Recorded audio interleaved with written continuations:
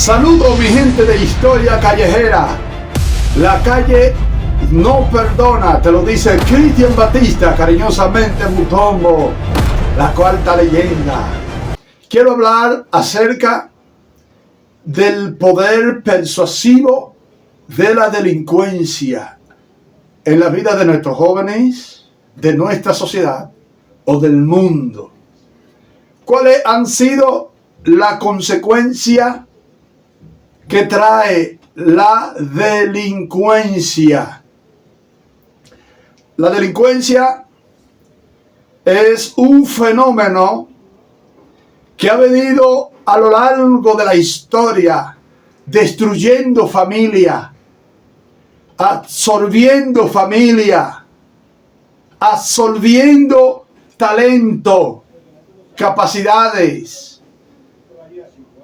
llevándose a nuestra juventud al cementerio a temprana edad, destruyendo la educación. Como la delincuencia ha escalado a un nivel tal que se pueden ver no solamente en nuestro país, sino en otros países, cómo ha escalado hasta la alta alcurnia, cómo presidentes se han visto involucrados en la delincuencia, funcionarios, gobernantes, regidores, senadores, diputados, abogados, jueces, militares, policías de diferentes cuerpos castrenses que existen en la vida, doctores, envueltos en delincuencia, viviendo una vida delictiva que no pueden justificar en una auditoría forense el dinero o las posesiones que tienen, las posesiones que han adquirido, que están bajo su poder. No tienen cómo justificar su riqueza, su posición económica. La delincuencia siempre ha hecho daño en nuestra sociedad. Como personas decentes, trabajadoras, han sufrido por causa de la delincuencia. Y como personas han sido extorsionadas por causa del flagelo delictivo que acaba con nuestra sociedad, que absorbe la vida moral de los seres humanos, que a veces hay personas que la delincuencia ha tomado un nivel tan fuerte, tan terrible, que han terminado siendo extorsionadas y personas han terminado cediendo a la delincuencia porque no le queda de otra. Y usted se preguntará, ¿cómo hace posible que hay personas que han tenido que ceder a la delincuencia porque no le queda de otra? Imagínense el país de El Salvador, uno de los países con el alto índice delictivo de Hispanoamérica, de Latinoamérica, más fuerte, donde existía la delincuencia y la extorsión número uno, donde pocos países se podían comparar en cuanto a delincuencia y extorsión. Como habían padres que tenían que vender o dar sus hijas a los que tenían el control, la pandilla, los maras, los 18, que controlaban ese país, ese hermoso país, que a veces padres tenían que ceder entregando su hija para ellos no ser todo aniquilado. Cómo estaba ese país sufriendo, cómo la delincuencia había tomado el control total del país, hasta que llegó un hombre con voluntad de que su país cambiara y lo ha logrado. Ahora el hombre es criticado. Como ha pasado en nuestro país, en República Dominicana. Y así pasa a nivel mundial de muchos países. De hombres que tuvieron que cometer hechos vergonzosos porque no le quedaba de otra. Porque han sido impulsados por el flagelo delictivo y la delincuencia, por el alto costo de la vida, como ha pasado en algunos lugares de algunos pescadores, que su vida siempre ha sido el mar, su dependencia está de la pesca, que a veces al mes se ganan 300, 400 y hasta $500. Y de esos $500, 400, 300 dólares no le dan. Y llegan ciertas personas haciéndole oferta de que con un solo viaje pueden llegarse a ganar $60,000. Aquí en República Dominicana han habido ofertas a personas de un solo viaje por persona, 2 en un yate, imagínense, una lancha rápida. Hay 8 millones de pesos para cada uno de ustedes. Gente pasando trabajo atrás de 2 pesos y que llegue una oferta de ese tipo, de ese tamaño. Y gente que muchas veces cuando llegan a esa oferta son personas que viven hasta alquilados o que su casa se le está cayendo a pedazos y su familia, sus hijos pasando grandes necesidades y llega una oferta de tal tamaño donde en un solo viaje, nada más por hacer un solo viaje, se gane 8 millones de pesos. Muchos se han visto tentados y han tenido que ceder. Otros han tenido que irse de la playa. Porque cuando te llegan ese tipo de información y ya tú conoces el tipo de persona que es, te toma el riesgo de decir que no. Y cualquier cosa, si la situación sale mal, pues entonces te pueden poner, no, porque yo le di luz a fulano, y cuando a ver fulano fue que me tiró para adelante, y como quiera corre el riesgo de que te den para abajo. Y hay personas que han hecho 1 y 2 vueltas y han tenido que mudarse del lugar. Bueno, ya ligué $120,000. Y hay otros que han dado varios viajes y como ya no son seguros, en uno de esos viajes, como te dan la mitad adelante y tú quedas de volver a buscar la otra mitad, en esa otra mitad cuando vas a buscarla, te dan para abajo porque ya saben mucho. Cuando no eres de confianza. Otros se hacen de confianza y así. Y que en una de esas atrapadas, imagínate, 1.500 aparatos en un viaje, $60,000, pero hay 1.500 aparatos. Y cuando te logran mangar para la cárcel indefinitivamente porque te acusan de tráfico internacional de sustancias que dañan la vida del ser humano, repercutando negativamente. Entonces, como el flagelo delictivo no solamente está en la alta alcurnia, sino que se mete en los barrios y destruye la juventud que hay en los barrios, donde han habido tantos jóvenes talentosos en diferentes ámbitos deportivos. Tenemos un caso de un joven que hace mucho fue ejecutado, que le decían Alex el Grande. Yo llegué a jugar basquetbol con él en la cancha. Por cierto, era duro debajo del palo, fuerte, un tipo como de 6'4", 6'5" de estatura, una bestia. Y la metía, y guapo jugando. El tipo era pelotero primero, no sé qué pasó. En realidad, no tengo ese dato. Quizá el pastor Nehemías sabe, pero yo no tengo ese dato ahora mismo. ¿De qué fue lo que pasó en realidad? ¿Por qué él no cuajó en la pelota? Porque me decían que en pelota él era bueno, y un tipo con 6'5" de estatura, alto y guapo. Porque el chamaco era como imperativo, terrible, a tal punto que cuando la delincuencia lo absolvió, el chamaquito se convirtió en una para. Un joven temible, que no le tenía temor a ningún tigre, empantado, bravísimo, que de nada desenfundaba, que llegó a encañonar a policías y militares, y llegó a fogonear en plena calle. La gente temía ir al barrio 27 de febrero y ir a Agua Dulce por no encontrarse con Alex el Grande, porque el chamaco estaba temible. No respetaba a nadie, no cogía eso de nadie, ni de tigre, ni de pariguayo, ni de policía, ni de nadie. Un tipo siendo buscado activamente, con $2 en la mano. Era un peligro. Miren cómo la delincuencia absolvió, trastornó, quitó del carril correcto a un joven que pudo ser un excelente pelotero o un excelente basquetbolista. La delincuencia absorbió ese talento y se lo llevó a temprana edad. Esto trajo sufrimiento en la familia antes de ser ejecutado y después de ser ejecutado, porque la familia ha sufrido, ha llevado consigo esa gran pérdida de un joven talentoso de nuestro barrio que la delincuencia nos arrebató.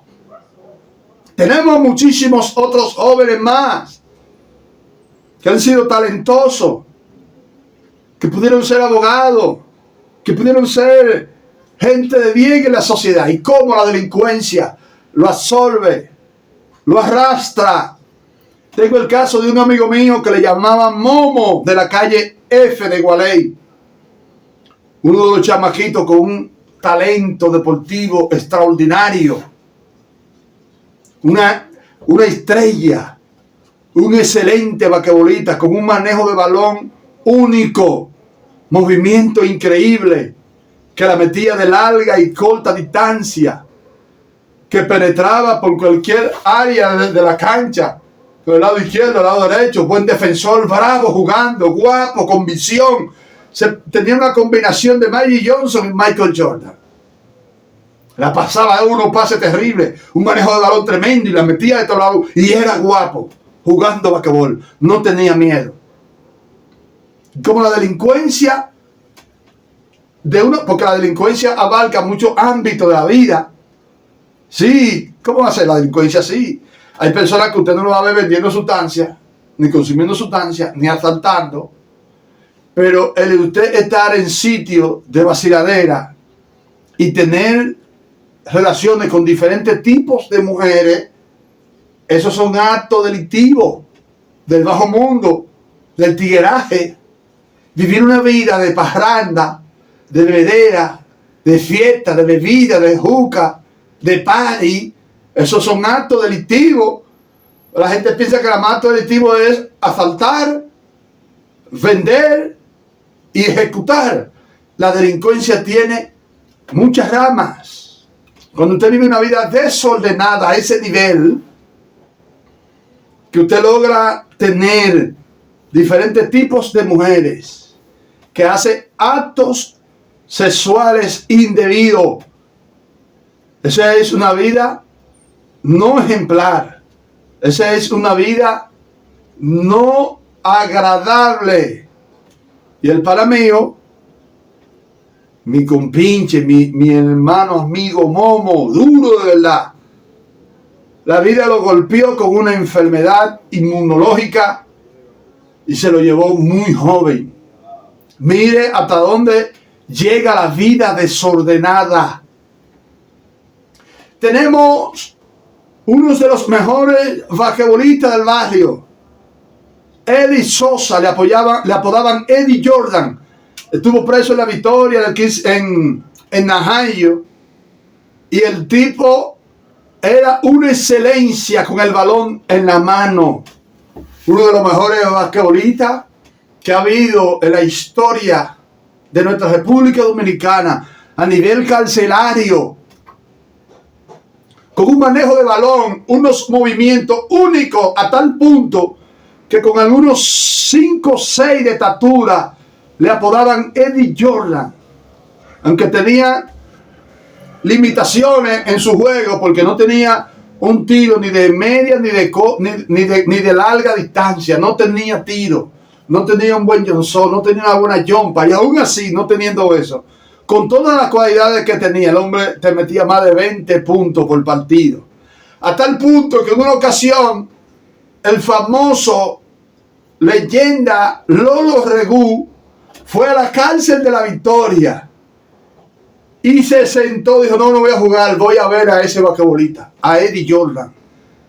Mejor prefirió observar, disfrutar, ver jugando a Eddie Jordan que jugar en la cancha. Oiga, hasta dónde llegaba el talento de ese excelente jugador. ¿Y qué pasó con Eddie Jordan? Que la delincuencia lo absorbió y lo involucró en el bajo mundo de venta de sustancias ilícita condenada por la ley 50 par de 8 en ese entonces. Esta sustancia, esta forma de vida llevó a ese excelente basquetbolista que se midió no solamente a Lolo Regú, se midió a Eddie Lapay, a Héctor Lapay, al Ludú, al equipo de Miraflores, a gente que eran estrellas en el básquet. Y ese tipo montaba un show, un espectáculo que paraba la grada, la gente vibrando en cada movimiento que hacía ese turbay. En la esquina del triángulo de la media cancha llegaron a cerrarlo 3 jugadores. Y era tanta la habilidad, la rapidez y el manejo del balón que le hacían un círculo entre 3, en un círculo, rodeando los 3, que si cruzaba para allá era atraso. Que el que no tenía un buen manejo de balón, a veces a gente hasta teniendo un buen manejo de balón, le robaban la bola, la quitaban. 3 jugadores a acorralarlo. Y él de manera magistral y mágica hacer un movimiento y salirse de ahí. La grada se paraba cuando Eddie Jordan hacía esos tipos de movimiento. La grada vibraba, la rapidez, el movimiento, los pies, como se burlaba de la gente con él. Había que verlo, había que verla jugando a Eddie Jordan. Y cómo la venta de entregas ilícitas de sustancias destruyeron la vida de ese excelente basquetbolista de Gualey. Lo llevaron, esa mala vida lo llevó a la victoria, lo llevó a Najayo. El hombre pasó varios años preso, salía, volvía a la venta de nuevo. No solamente el hombre se involucró en la entrega y venta de sustancias ilícitas. El hombre se involucró en el consumo de esa sustancia. Y esa sustancia destruyeron la vida de ese fenómeno excelente basquetbolista de nuestro barrio Gualey. Y no solamente Eddie Jordan, Eddie Sosa, hermano de una de las mujeres más bellas que ha dado Gualey, Mamola. Eddie Jordan, tipo que había que verlo jugando y cómo la delincuencia lo exterminó, lo destruyó. Les puedo hablar de todas estas historias. Cómo el basquetbol, por eso es que es buena la disciplina y son necesarios los maestros. Me recuerdo de Leo Gómez cuando llegó a los Guandules y tenía una consigna que decía: sustancia no, deporte sí. Sustancia no. En otras palabras, para no decirla, porque YouTube censura el video cuando uno menciona el nombre de la droga. Entonces yo entonces me puse a practicar también boxeo, porque yo llegué a practicar pelota con un maestro que le llamaban Joselito. A mí me gustaban 3 posiciones: short, tercera o pichar. Entonces yo tenía un brazo que yo pichaba bien, tenía un excelente brazo, hasta el punto que hubo uno que le llamaban Chelo, que me lo iban a firmar como basquetbolista y como piche, por el brazo que yo tenía, que yo mandaba la pelota de línea, así, de cancha a cancha, así. ¡Uf! Rápido, con un brazo terrible. Esa bola tenía la capacidad de meterla de cancha a cancha rápido, con una fuerza terrible, de línea. Entonces, el deporte libera. Por eso es muy importante propagar el deporte, para sacar a nuestros jóvenes de la mala vida. Pero le hago un llamado a los jóvenes que les encanta el vape. Una vainita chiquita, así que usted la va a ver el jumero, pero la cosa en la mano ni se le vea mucho de ellos, que tienen la mano grande, como yo. Usted la va a quejar y botan humo. No lleven su vape a los lugares deportivos. Tratemos de erradicar todo acto de delincuencia, todo acto delictivo. Eso no se veía antes. Que uno estando en el mundo a nivel callejero vendiendo sustancia, yo con 2 aparatos en mi casa y un fundón de cannabis, como dice el bole, alimento de fiera, Bueno, Dios te bendiga, hermano mío. Alimento de fiera, alimento de caballo. En ese entonces, estoy hablando del 92. Y ninguna de esas sustancias yo la llevaba a la cancha. Porque cuando yo estaba en la cancha, yo estaba en otro mundo. A mí se me olvidaba de que yo estaba involucrado en la entrega y venta de sustancias ilícitas. Mientras yo estaba en la cancha, estaba libre, con otra mentalidad, jugando basquetbol entretenido, ahí nada más hablando de Jordan, de fulano, de Detroit Pistons, de Nueva York, quién gana, quién es el mejor, ¿no? Este año gana fulano y demás. Y a uno se le olvidaba durante 5 y 6 horas de que uno hacía otro tipo de cosas. A muchos se le olvidaban que ya eran casados, que ya tenían mujeres. A otros se le olvidaban que tenían que trabajar mañana. ¡Ay, yo tengo que estudiar! Voltaba hablando en la cancha. Después que terminábamos de jugar, nos poníamos a hablar. Y antes, a veces llegábamos, los juegos empezaban a las 4 y a veces a las 5. Y yo no de las 3, 3 y media. Yo salía del área porque ya uno sabía que esa era la hora picante de la dirección tirarse. Ya nosotros estábamos en la cancha temprano con la pelota.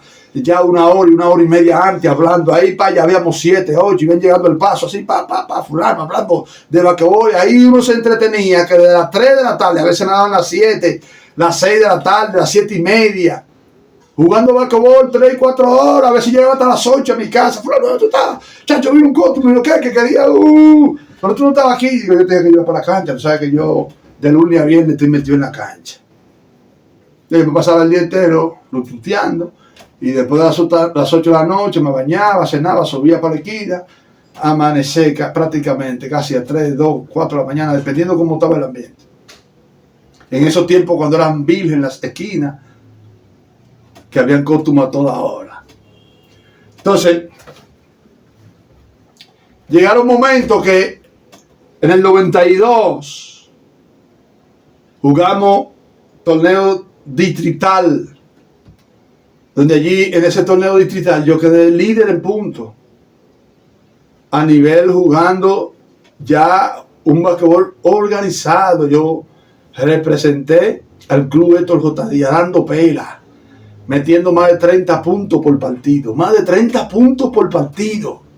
abajo del palo, cogiendo 10 y 15 rebotes, dando bloqueo, defendiendo.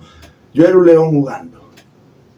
Me recuerdo cuando nos enfrentamos en contra del equipo de Guachupita, quien dirigía era la mejor basquetbolista que ha dado República Dominicana en ese entonces, María Teresa. Y a ese equipo de Guachupita, desde los edificios, la gente voceando, porque yo era el centro de mi equipo, y a veces jugaba como 4, porque teníamos a Conejo también, una estrella debajo del palo. Y esa gente, nosotros cogiéndole el rebote, que el playmaker de ellos era el tamaño mío. Y el centro que era yo del equipo mío, yo era el tamaño. Ya ustedes saben, nosotros que eran gigantones, yo cogiéndole esa bola para allá arriba, explotándosela en la cara de esos jugadores. Así, de esa forma, y metiéndole foul y yendo a la línea de tiro libre, porque también de la línea de tiro libre yo tiraba más de un 90%, porque yo no fallaba. Yo llegué a ganar juego uno tras de otro. Foul de 3, 18-20 perdiendo y yo metí los 3 tiros libres para ganar. Y después me volví a dar un foul y yo metí los 3 tiros libres para ganar. Y así gané varios juegos consecutivos, metiendo los últimos 3 tiros libres para ganar. Ya tú sabes el porcentaje de tiros que yo tenía. No me den foul, vamos, toma, pues yo no fallo. Y de 3 yo era una bestia. De 3 yo acabé muchísimos juegos de 3. Perdiendo el juego, que había que meter 2 tiros de 3. Nosotros con 15 y el otro con 18. Nosotros mete 18, 20. Yo meto un tiro de 3, 18. Para mí le robó la bola al que tenía la bola, me la pasó. Y yo cruzando la línea de la media cancha, que la línea de 3 me quedaba lejos. Y antes de que vinieran a me falló, yo me elevaba. Y ahí le acababa el juego. Me recuerdo en un torneo allí en Villamella, jugando en la escuela Ramón Matías Mella, con la gente de la calle La 28. Le dije a Robinson, un tipo que brincaba y despegaba, que cuando ese tipo brincaba agarraba la bola por encima de todo el mundo así. Y yo le dije, Robinson, si tú agarras ese rebote ahora en la línea de tiro libre, que él va a fallar, y tú rebotas esa bola, yo te aseguro que meto la bola. Y yo, para tú ser bueno jugando basquetbol, tú tienes que ser bravo, porque llega un momento en que los que la meten, los pies le chocan así, las rodillas le chocan, porque no quieren tener ese compromiso. Ustedes han visto a LeBron en los momentos difíciles, cómo que se pone. Hay que tener babilla para meter en los momentos difíciles, tener valor. En el basquetbol hay que tener valor para ser bueno. Y ese tipo, dicho y hecho, cuando brincaban todo el mundo, ese tipo brincó por encima y todo el mundo agarró la bola, la puso aquí atrás y me hizo así, toma. Yo no me hice cruzar la media cancha. ¡Sia! Acabado el juego. Y yo te dije, tú sabes que tú nada más tienes que darme, yo la meto donde sea. Así era Mutón. Pero la sustancia daña la vida de los excelentes si los excelentes ceden a ella. Porque muchas veces hay cosas en la vida que te empujan a que tú tengas que hacer el mal. Y no justificamos eso. Pero hay casos que se dan, que a veces la situación no te deja otra salida. O que tú no encuentras otra salida. No se te permite otra salida, que te empujan a hacer el mal.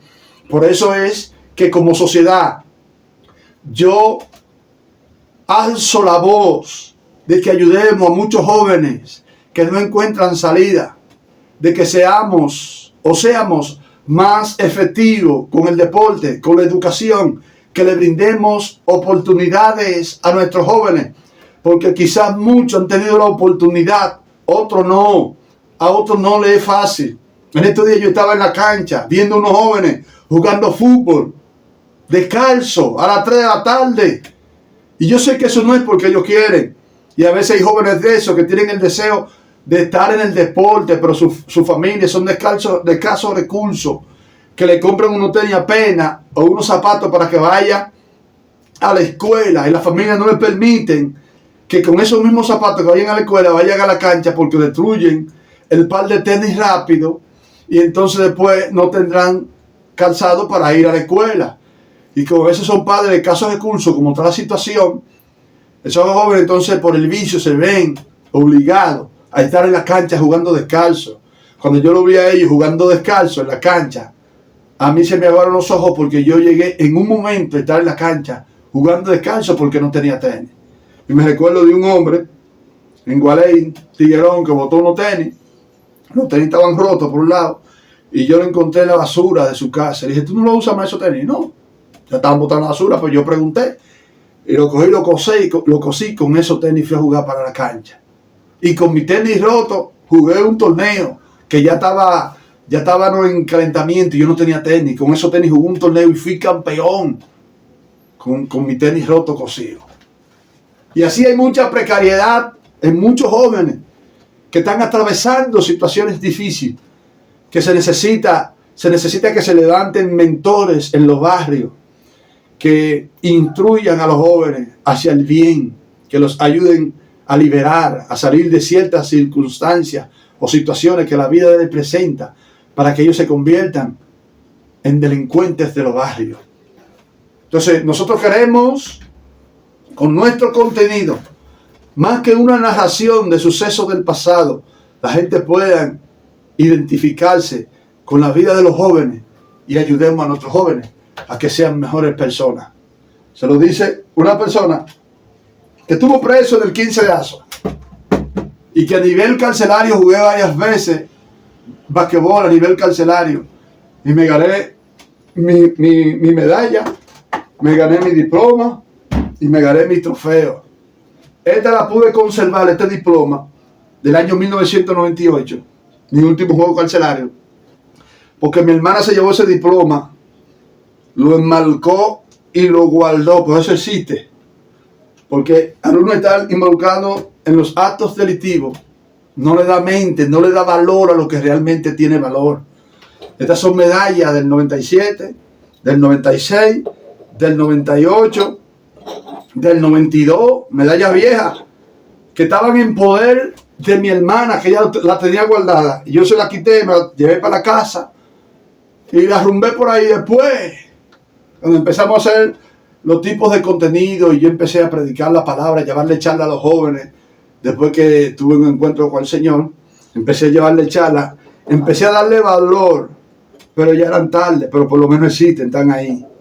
Y está la experiencia, están las fotos, están los videos. Tenemos videos de aquellos tiempos de la cárcel, del 97. Videos del 97 de la cárcel del 15 de Asua. Aun cuando ejecutaron 3 jóvenes que se iban a fugar del 15 de Asua. Y tenemos estas medallas como recuerdo, tenemos imágenes, fotos de aquellos tiempos. Entonces todo lo que decimos, lo decimos por experiencia propia y que no queremos que la juventud se vean involucrados en esos actos delictivos y puedan perder la bendición de estar en familia. Porque la delincuencia te lo arrebata todo. La delincuencia te lleva al mal, te lleva a la dependencia de la sustancia, te hace creer un Superman, un superhéroe, que contigo nadie puede, de que tú eres el más fuerte. Y todo eso siempre han terminado tras rejas en los hospitales o en los cementerios. Y no queremos que te sucedan estas cosas, porque lo mejor de la vida es vivir una vida sana, como un verdadero campeón. Si te gustó este contenido, comparte y da like, porque los contenidos de valor los vamos a seguir haciendo. Hasta una próxima entrega. Se despide de ustedes su hermano y amigo Mutombo, la cuarta leyenda.